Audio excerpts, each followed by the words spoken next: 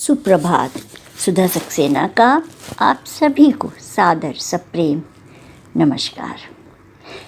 हम सब जानते हैं कि मनुष्य के पास मन और बुद्धि दोनों है और इसी बौद्धिक शक्ति के कारण ही मानव सभी जीवों से अलग और विशिष्ट है।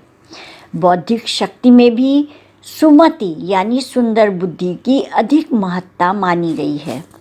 सुमति का तात्पर्य है कि परिस्थितियाँ सबकी अलग अलग होती हैं, अलग ढंग से परवरिश होती है, वातावरण अलग होता है।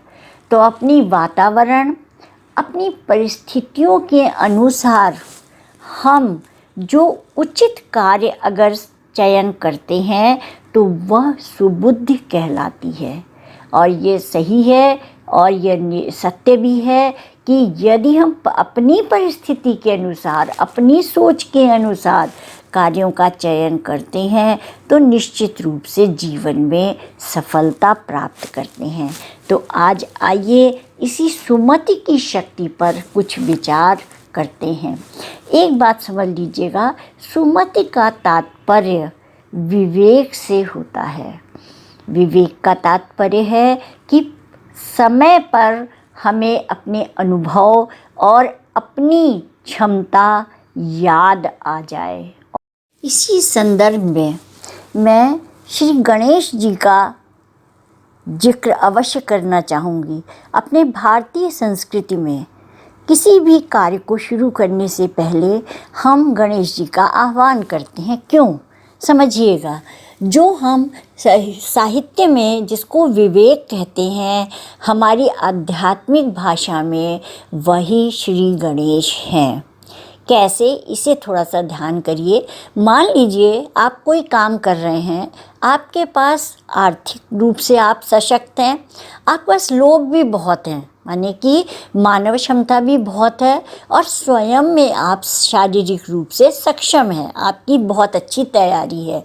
लेकिन जब आपका मुख्य समय आया, जब काम हो रहा है, उस समय कोई ऐसी समस्या आ गई जिसका कि हमें समाधान करना है, तो आप जितनी जल्दी मतलब अपने अनुभवों के आधार पर और अपनी क्षमताओं के आधार पर जितनी जल्दी उस समस्या का समाधान कर लेते हैं, उतनी जल्दी आप अपने कार्यों को आगे बढ़ा देते हैं। तो जब हम गणेश का आह्वान करते हैं, उसका तात्पर्य यही होता है कि हमारी स्मृति सही रहे और हम यदि कोई तात्कालिक समस्या हमारी आती है तो उस स्मृति के द्वारा हम तुरंत अपने कार्यों का समाधान करें। और जो इसमें तीव्र होता है, जिसका विवेक अच्छा हो, वो उसको तुरंत समाधान करके आगे बढ़ जाता है और इसको ही सुमति कहते हैं। चूँकि बुद्धि दृश्यमान नहीं है, इस कारण उसका सौंदर्य उसके विचारों और सोच की शक्ति से ही प्रकट होता है। सुमति संपन्न व्यक्ति में सत्यता, ईमानदारी, करुणा, धार्मिकता, प्रेम भाव जैसे गुणों का निवास होता है। सुमति संपन्न व्यक्ति देवों के समान श्रेष्ठ इंसान माना जाता है, क्योंकि वह अपने सारे कार्य बहुत ही अच्छे प्रकार से कर लेता है। हमारे मन और आत्मा में सुमति और कुमति दोनों वास करते हैं।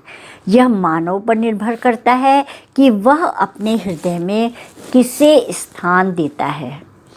यदि हम आज के समाज में देखें तो मनुष्य भौतिक सुख साधनों से परिपूर्ण तो होता जा रहा है, किंतु समाज में सुमति का अभाव स्पष्ट दिखाई देता है। आज का मानव सुमति का चोला तो ओढ़े रहता है, किंतु कुमति उसका पीछा नहीं छोड़ती है। जैसा कि आप सब देख रहे हैं कि अपने भौतिक सुख के लिए हम सब अधिक परेशान रहते हैं और वही हमारी परेशानियों का कारण बनता है।